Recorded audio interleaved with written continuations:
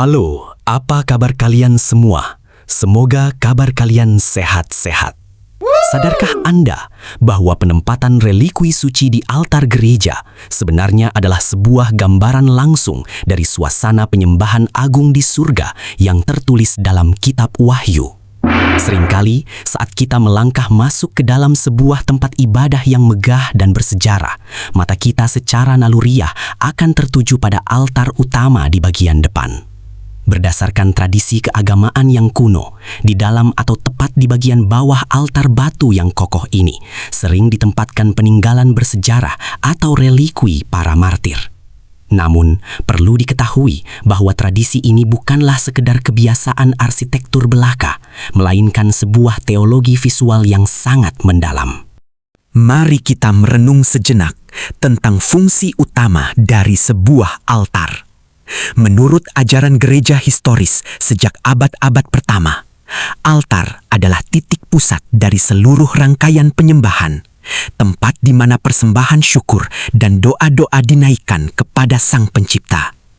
Selama berabad-abad lamanya, umat beriman selalu berkumpul di sekeliling meja suci ini dengan sikat hati yang penuh hikmat. Namun, desain altar yang terlihat begitu kokoh dari batu pualam mulia atau kayu ukiran pilihan ini menyimpan sebuah rahasia ilahi yang menakjubkan. Di balik keindahan fisiknya, altar gereja ini sebenarnya dirancang secara khusus untuk menjadi cerminan langsung dari tahta surgawi. Untuk dapat benar-benar memahami makna tersembunyi yang agung ini, kita harus membuka dan menelaah lembaran kitab Wahyu, khususnya pada pasal 6 ayat ke-9. Berdasarkan catatan kitab suci tersebut, Rasul Yohanes mendapatkan sebuah penglihatan rohani yang luar biasa menakjubkan tentang ruang tahta Allah di dimensi surga. Di sana, ia melihat keberadaan sebuah altar surgawi yang sangat megah. Altar di surga ini bukan sekedar lambang pasif, melainkan pusat aktif dari liturgi kosmis, di mana seluruh malaikat dan makhluk surgawi menundukkan diri mereka dalam penyembahan yang abadi tanpa henti. Dalam penglihatan rohani yang penuh kemuliaan tersebut, Yohanes mencatat suatu detail yang sangat spesifik dan menyentuh hati.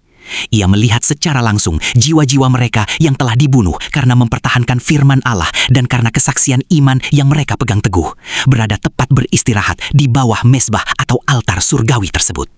Menurut tafsiran mendalam dari para bapa gereja purba, penempatan jiwa-jiwa para martir ini di bawah altar menunjukkan betapa berharganya pengorbanan suci mereka. Darah dan kehidupan yang telah mereka curahkan di bumi diangkat dan diletakkan di tempat yang paling suci di hadapan Sang Pencipta alam semesta. Silahkan like, komen, dan subscribe agar saya lebih bersemangat dalam membuat konten edukasi. Kenyataan spiritual inilah yang pada akhirnya sangat menginspirasi gereja mula-mula ketika mereka mulai merancang dan membangun tempat-tempat ibadat permanen di bumi. Mereka mulai mempraktikkan penempatan sisa-sisa peninggalan fisik atau relikui para martir di ruang khusus di bawah meja altar gereja. Praktik suci ini dilakukan sama sekali bukan sebagai bentuk penyembahan kepada sosok manusia, melainkan sebagai sebuah pernyataan teologis yang sangat kuat. Dengan menempatkan relikui suci di tempat tersebut, umat beriman sejatinya sedang mendeklarasikan bahwa gereja yang berjuang di bumi ini sedang berpartisipasi penuh dalam ibadah yang sama dengan gereja yang berjaya di surga. Bersemangat lagi, jiwa-jiwa suci yang berada di bawah altar surgawi itu digambarkan sedang berseru dengan suara yang nyaring, memohon keadilan serta pemulihan sejati bagi seluruh dunia. Hal yang paling menarik adalah ketika umat Tuhan pada masa kini berkumpul bersama di sekeliling altar gereja fisik untuk menaikkan doa dan merayakan sakramen suci, mereka sejatinya sedang menggabungkan suara manusia fana mereka dengan doa-doa abadi para martir tersebut. Menurut ajaran agama ini, ibadah kita di bumi tidak akan pernah menjadi ibadah yang terisolasi dan sendirian. Kita selalu berdoa bersama himpunan para kudus dari segala abad. Jika kita melihat lebih dalam lagi, altar gereja fisik yang menutupi dan melindungi relikui para martir tersebut pada hakikatnya adalah sebuah simbol yang melambangkan Yesus Kristus itu sendiri. Berdasarkan kitab suci, Kristus adalah batu penjuru yang hidup dan altar rohani yang sejati, di mana persembahan yang sempurna dan tak bercela telah diberikan bagi penebusan dunia. Oleh karena itu, jiwa-jiwa para martir yang beristirahat dengan tenang di bawahnya telah menemukan kedamaian, perlindungan abadi, dan makna kehidupan yang sesungguhnya dalam naungan karya pengorbanan Kristus yang menyelamatkan.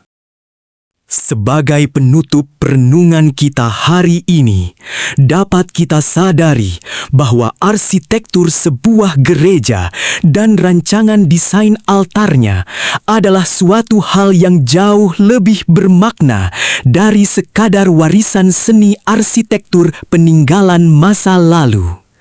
Altar suci tersebut sesungguhnya adalah sebuah jendela rohani yang mengarah langsung menuju keabadian. Ia berdiri sebagai pengingat abadi bahwa ibadah yang kita lakukan di atas bumi ini adalah gema nyata dari nyanyian pujian para malaikat dan martir di surga. Menyadari makna tersembunyi dari kitab Wahyu ini mengajak kita semua untuk senantiasa mendekati altar dengan rasa hormat yang baru dan hati yang bergetar penuh rasa syukur.